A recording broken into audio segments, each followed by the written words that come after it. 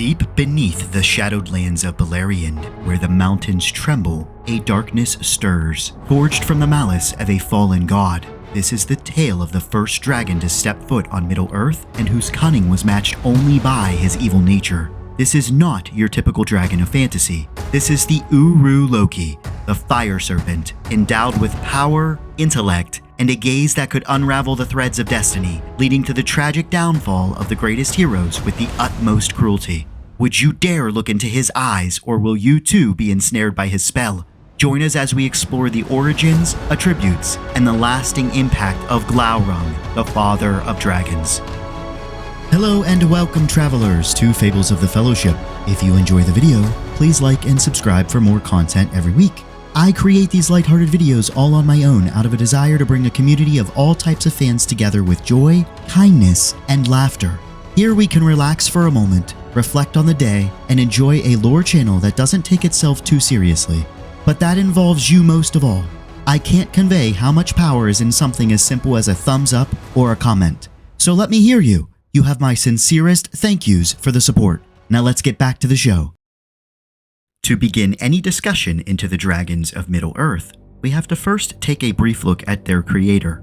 In the early years of the First Age, Morgoth, the Dark Lord and most powerful of the Valar, waged the War of Wrath on the free peoples of Middle-earth. However, after hundreds of years, he realized that orcs and goblins would not be enough to win the greater war. So just as Morgoth had corrupted elves and men, he began manipulating other existing life forms as well, ones which he could twist into more powerful and malevolent beings. This is the only method of creation that Morgoth could attain, as true life could only be given by Eru, the one god. Put yourself in Angband, the greatest fortress of the Dark Lord Morgoth. In the depths of the mountains, he spent his time tending to horrific experiments that would evolve over centuries, just as his knowledge of corruption evolved as well. Okay, now that we are equipped with this info, let's dive into the main event. One of Morgoth's greatest creations comes in the form of Glaurung, the father of dragons. Created near the beginning of the First Age, Glaurung's emergence from the forges of Angband marked a new era of terror for the free peoples. The Uruloki have been born. Unlike his later kin who would possess wings and the ability to fly, Glaurung is depicted as a vast, wingless serpent, his body covered in impenetrable golden scales that shimmer with an unearthly light. His eyes were capable of bewitching and entrapping the wills of those who dare meet his gaze. They do not merely see, but pierce through the essence of his victims, often leaving them ensnared and confused. Glaurung's breath is a deadly inferno capable of incinerating anything in its path, and his strength is such that walls crumble under his feet. Yet, it is not his physical might, but his intellect and his voice that were his greatest weapons. He speaks with a cunning that can twist hearts and turn friends into foes. This combination of strength and wisdom was what made Tolkien's dragons different and more compelling. They were actual fleshed-out characters, ones that truly challenged the norm and not just the typical fire-breathing drakes which we were all accustomed to. However, all of this power came with an insatiable lust for battle and destruction. Thus, Glaurung's first stroll into the world was premature. The text suggests that Glaurung left Angband in the year 260 on his own accord, driven by his desire to spread terror, and it does not work out well. Although his initial assault did spread fear and chaos as he laid waste to the lands, he eventually was forced to retreat by Fingon and his elven archers. After his retreat, Glaurung is grounded by Daddy Morgoth for 200 years, forced to stay hidden until he is at full strength and ready to wreak real havoc. So Glaurung bided his time until it came with the Dagor Bragollach, the Battle of Sudden Flame, where, at the height of his powers and with the Balrogs in tow, Glaurung led Morgoth's forces to shatter the siege of Angband, asserting an overwhelming victory over the High Elves of Beleriand. Picture yourselves as one of the elves in that battle. Could you imagine looking towards Angband and seeing a great fire-breathing dragon along with two godlike entities of the Balrogs just running right at you? I don't know about you folks, but my option 1, 2, and 3 would be to get the hell out of there. And that was only the beginning. Glaurung's defining act of malice was the sack of Nagothrond, where he decimated the elven city. leaving its inhabitants to flee or perish. Glaurung would swipe up every bit of treasure that the elves held dear and claimed it as his own, foreshadowing the greed that would be second nature to all dragons of Middle-earth. Of the survivors was Turin Turambar, who could not find it in himself to forsake the ruined city.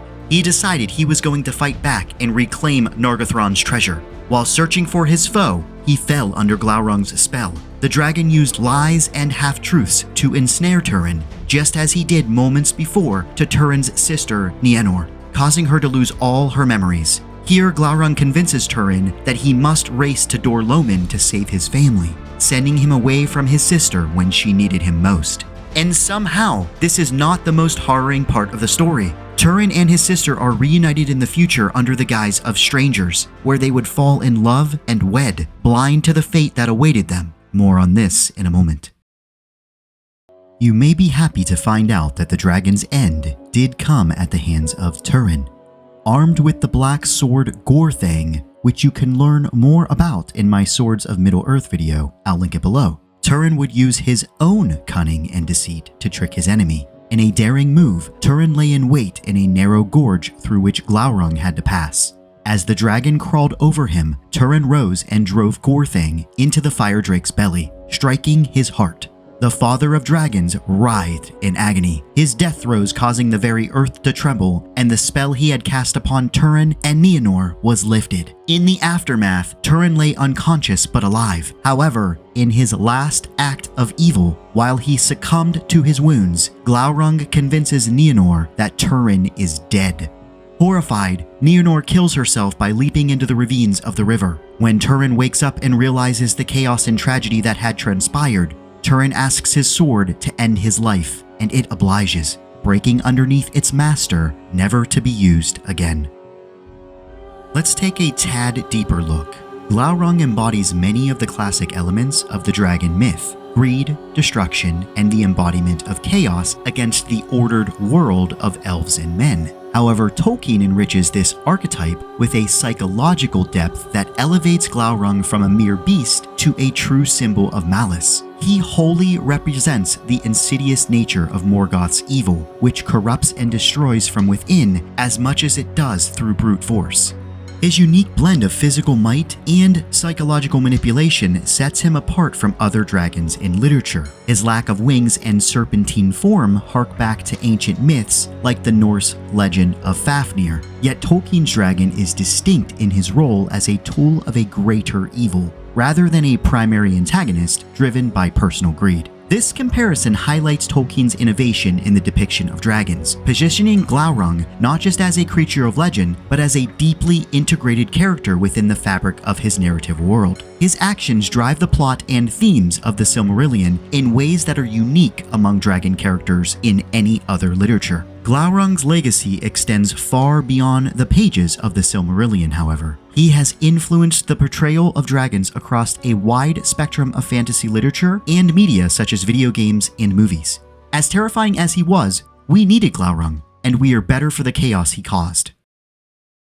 Alright folks, our time is up, and the ship has come to dock in the Undying Lands. If you've enjoyed this story, I can grant you free travel every week to 10 days. All you have to do is subscribe. My sincerest thank you.